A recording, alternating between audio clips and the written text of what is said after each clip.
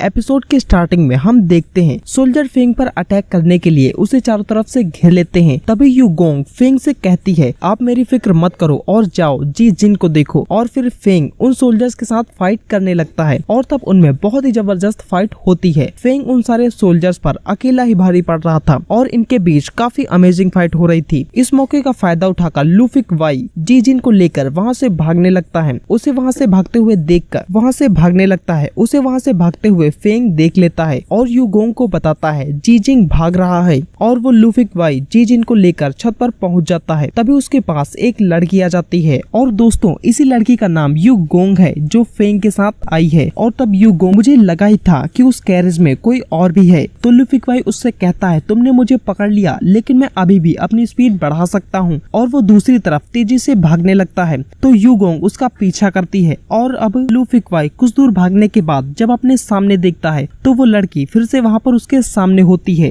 तो अब लू फिक वाई अपने पास खड़े एक लकड़ी को उस लड़की की तरफ हिट करता है और लू फिक वाई वहाँ से भाग सके, पर वो लड़की उस लकड़ी के पीस को वापस लू फिक वाई की तरफ हिट कर देती है। तभी लू फिक वाई वहाँ से भागने लगता है और वो लड़की उसका पीछा करती है और उसके सामने आकर खड़ी हो जाती है और कहती है तुमने बहुत ही अच्छा मूव यूज किया लेकिन ये मूव मुझसे भागने के लिए काफी नहीं है। लू फिक वाई मुस्कुराते हुए कहता है अच्छा तो ये बात है, तो तुम फिर मेरी इस टेक्निक को देखो। और फिर वो बड़ी तेजी से भागते हुए अपने बहुत सारे क्लोन बना लेता है और यू गोंग के ऊपर से गुजर जाता है। गोंग ये समझ नहीं पाता है कि इनमें से असली कौन सा है और यू गोंग हैरान होते हुए कहती है ये लड़का जी फैमिली के कुंफू को जानता है। तो भागते भागते जी फिंग लू फिक वाई से तुम हमारी फैमिली के कुंफू के बारे में कैसे जानते हो? तो लू फिक वाई उससे कहता है मेरे मास्टर ने मुझे ये सिखाया है। उनकी फैमिली का नाम जी फैमिली है। और फिर लू फिक वाई जी जिंग की पावर को एब्जॉर्ब करने लगता है। तो फिर जी जिंग उससे कहता है क्या तुम मेरी पावर को एब्जॉर्ब कर रही हो? लू फिक वाई उससे कहता है मैं तुम्हें बचाने की कोशिश कर रहा हूँ, क्या तुमने नोटिस नहीं किया कि अब तुम बिल्कुल सही से बात कर पा रही हो?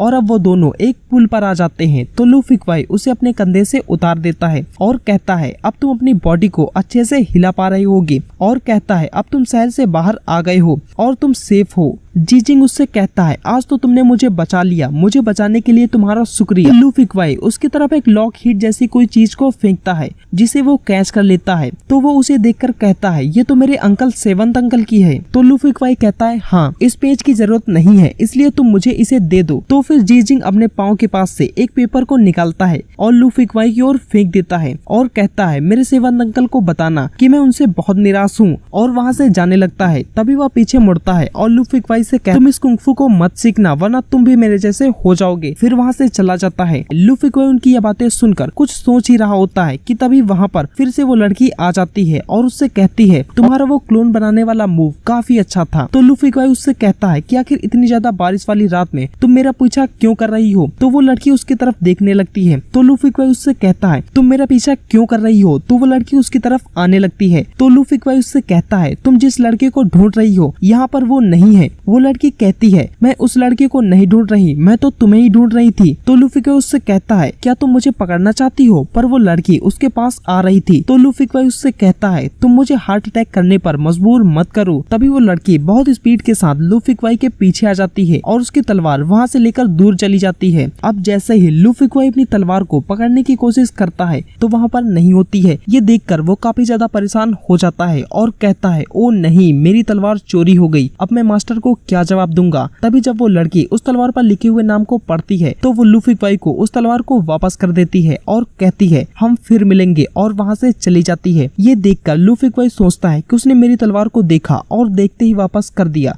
जरूर वो मेरे मास्टर को जानती होगी।